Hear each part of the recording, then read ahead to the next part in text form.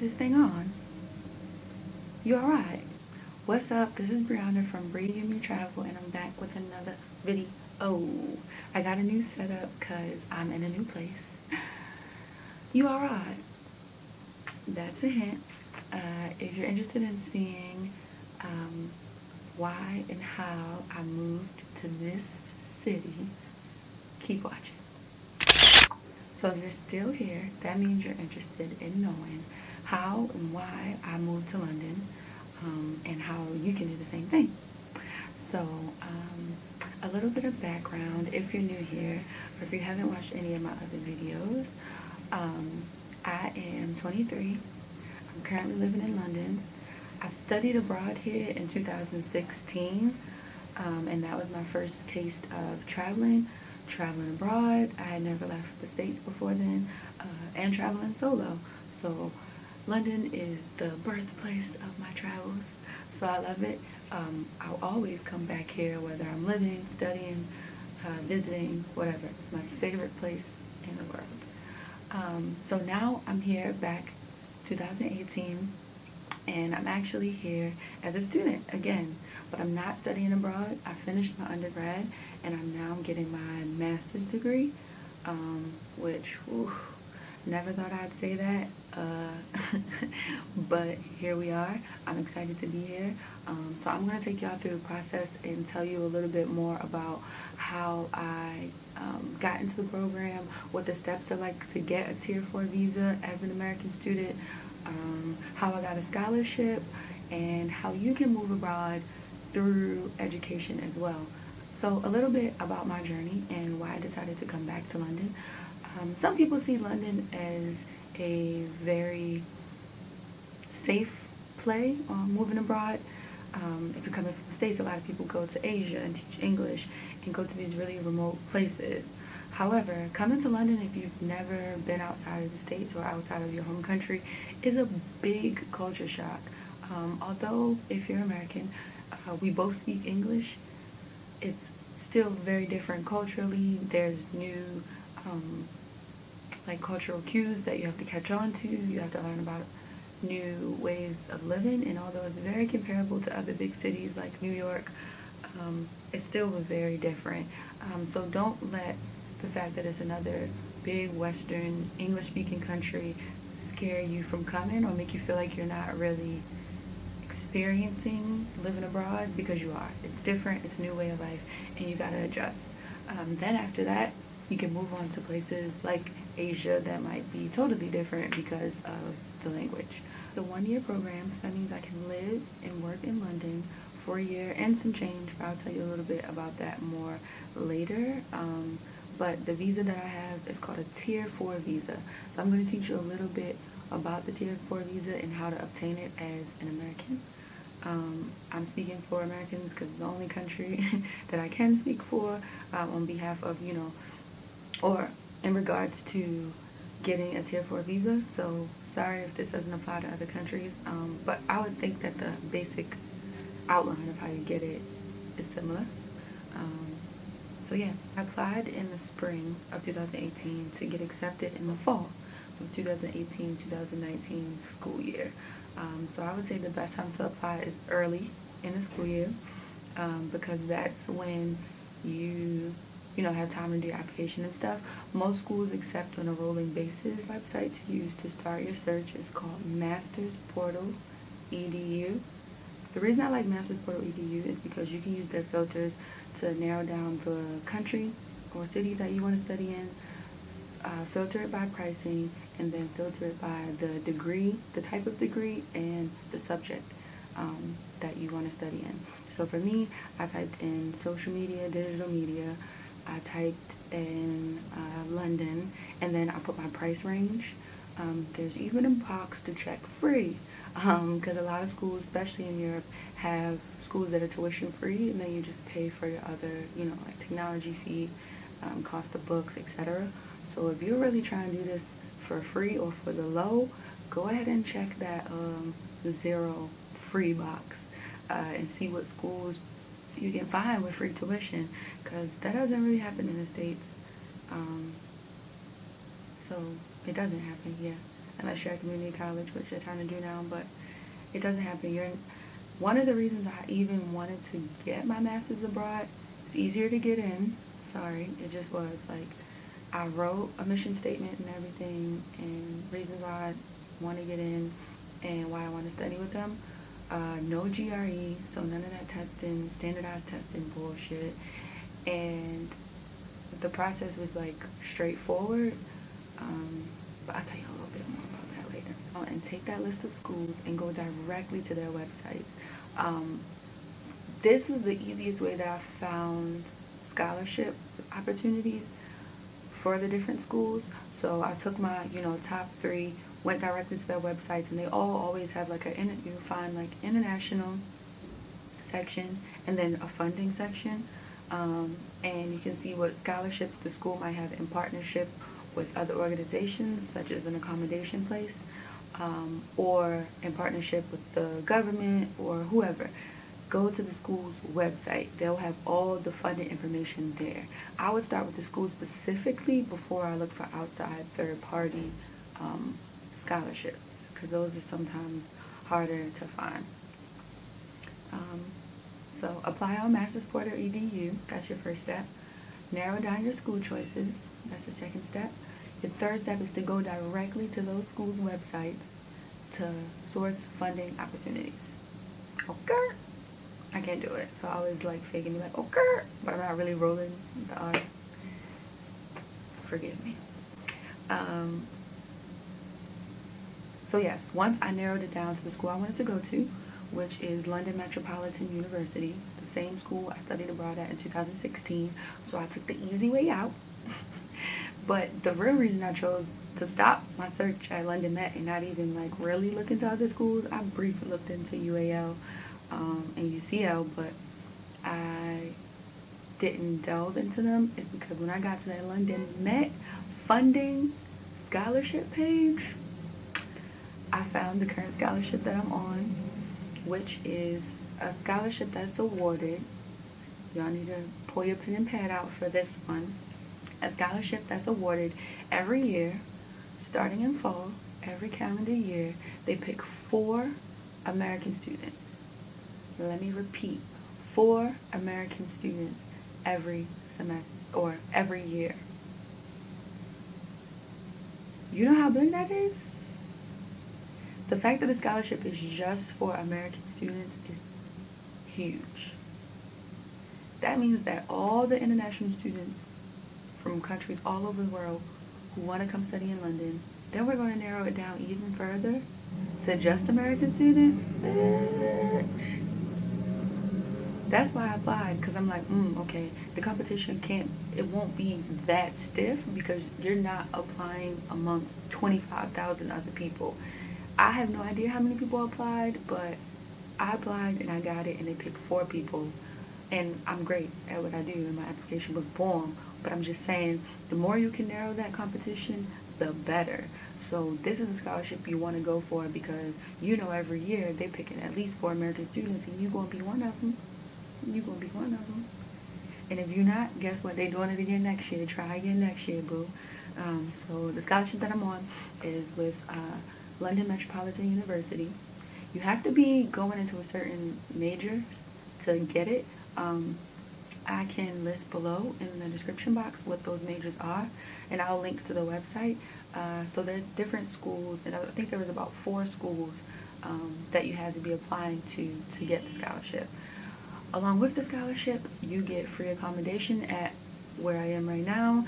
It's their partnering organization, and all their scholarship winners for my scholarship and another scholarship that's not just for American students get accommodation here for free. So I'll be getting free tuition, free accommodation, and I'm on the Tier 4 visa, so I can work. This was a huge difference from my experience last time as a 6 months or less short-term visa student. Process was really short, more streamlined. My school did everything for me. Didn't have to pay any additional costs for my visa because it's under 6 months. When you step over into the Tier 4 side, when you're staying for 6 months or longer, it's a little bit more in-depth. there's some costs associated with it. The only reason I'm here, honestly, is because I got the scholarship. I always said that I was never going to pay for a master's degree. Either a sugar daddy, a baby daddy, anybody but Sally Mae was going to pay for it, or a job or something. Like, I refused. I already paid for that bachelor, paying for it, haven't even started yet, and I refuse to be in more like educational debt, so that's why I'm here. However, it is still, I think that I would have still considered coming even if I didn't get the scholarship, because the tuition is just that much cheaper. My tuition here for this program is something that I could actually kind of like save for if you know you're coming. If you apply the year before and you know you're coming, you can save the amount of money that my tuition was. My tuition was about £12,000 for a master's program. You got master's programs in the U.S. that's starting at $50K a year, okay, baby? When you done, you got a mortgage. Like, no. It was £12,000, which is equivalent to about $17,000. I know that's still a lot of money, but think about how much money you could save in a year. You could save 10 grand in a year, especially if you get a lot back for taxes and have more than half of that money paid when you come, so you don't have to take out that many loans. Because I'm not trying to mess with Sally Mae or Great Lakes for much longer. So that's my advice. If you want to come, come. If you get the scholarship, awesome. If you want to keep trying and, until you do get the scholarship, keep trying, girl. But it's worth exploring because their tuition here is so much lower. So the steps for getting a Tier 4 visa. Once you apply, once you get in, if you're waiting on scholarship information like I was, then wait. But once you get in and you're ready to go, you'll fill out immigration paperwork digitally online, and you'll be waiting for something called a CAS. This is specifically for London and the UK. A CAS. It is called Confirmation of Acceptance. It's basically a number that your school issues so that the Home Office, the government, has an ID for you. Once my school took about 2 weeks to issue that after I filled out all my paperwork. Once your school issues that, you can then apply for the Tier 4 visa. You cannot apply for the Tier 4 visa before that because you need the CAS number to apply. So I hope that makes sense. A few things about the Tier 4 student visa for the UK. For American student, for everyone I guess, but you have to go onto the UK government website. Just do a simple Google search, student Tier 4 visa UK. It'll bring you to the website. You fill out the application digitally, print it off. It has all the instructions on there that you need. Now this is the part you probably want to know, how much that shit costs. Again, if you're staying for a year or longer, you're going to be on the Tier 4 visa, or 6 months or longer, you're going to be on a Tier 4 visa.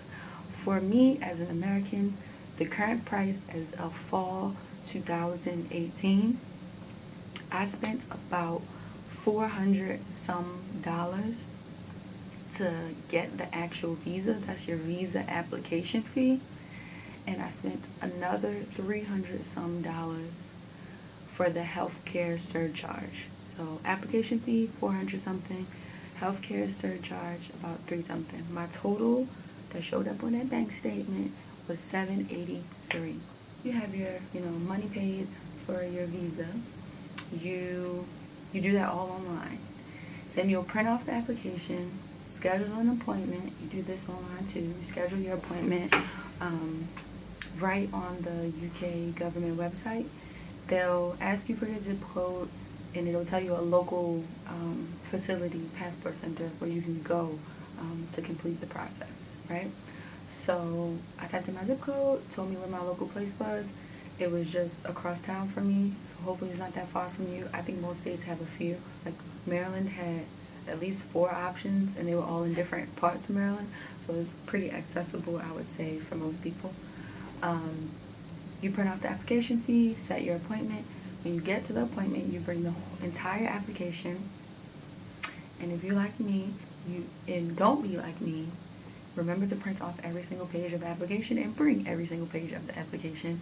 I forgot to print off the actual like appointment confirmation because I thought I didn't really need it. They know I got an appointment. I know I got an appointment, but you needed it. And I'm running around. It's hot as fuck. I'm running to the Staples. Thank God it was a Staples like the next, building over.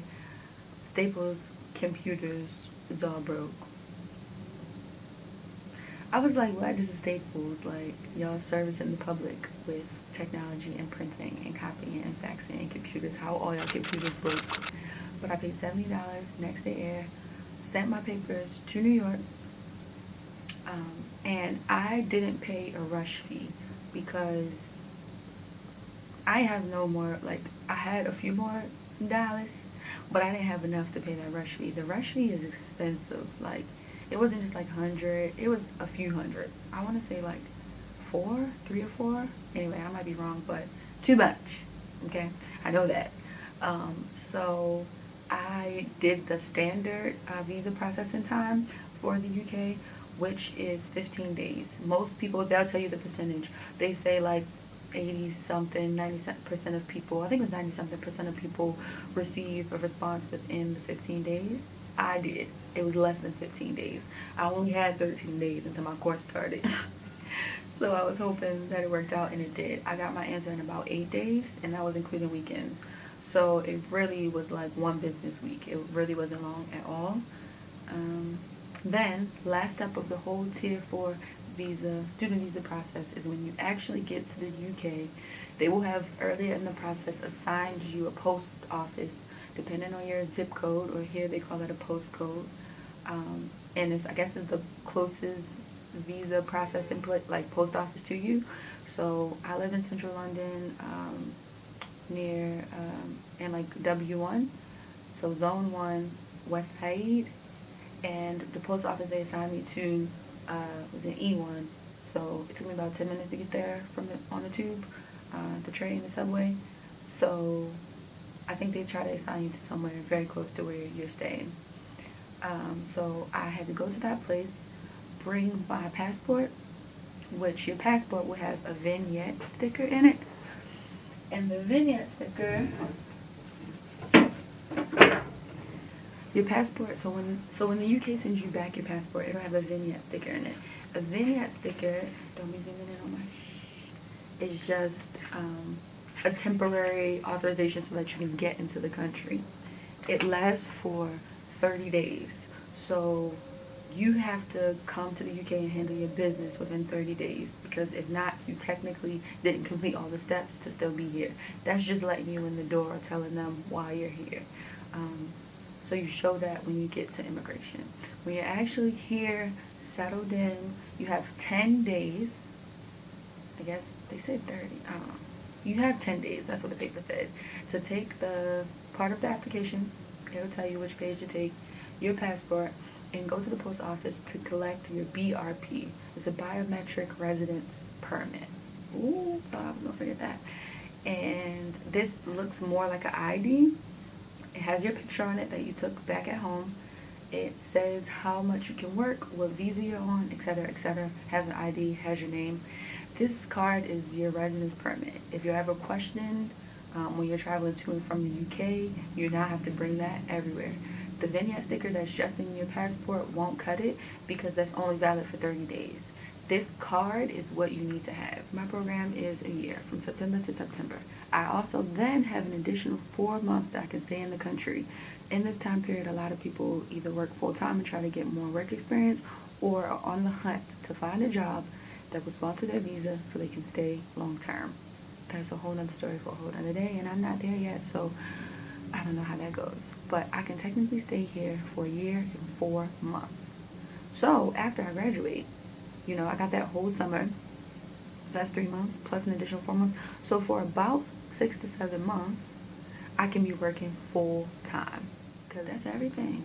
That's how you get your Tier 4 student visa, boo. You gotta try to secure that scholarship, secure that bag so you can pay for the visa. And once you get here, secure that BRP card, and you good to go. You living in the UK. You ain't a citizen, but you can act like one for a year. it's lit. I really do feel like education is a great way to travel and live abroad, though. If you're down for being in school, which I'm not ready for, classes ain't started yet, that's why I'm still this happy.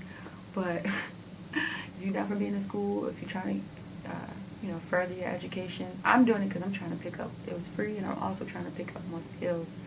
I'll be learning graphic design and how to build websites, which is something I need in my field to go further, to do more freelance work, so I can eventually be living this digital nomad travel life 24/7.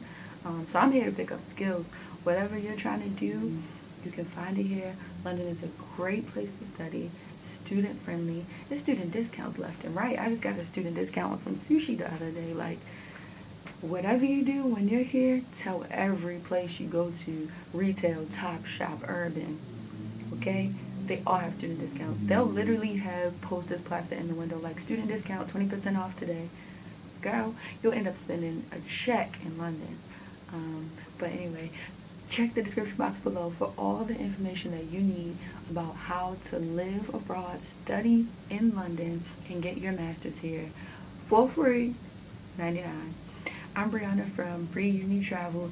It's been real. I'll be back soon with another video. Stay tuned. Peace.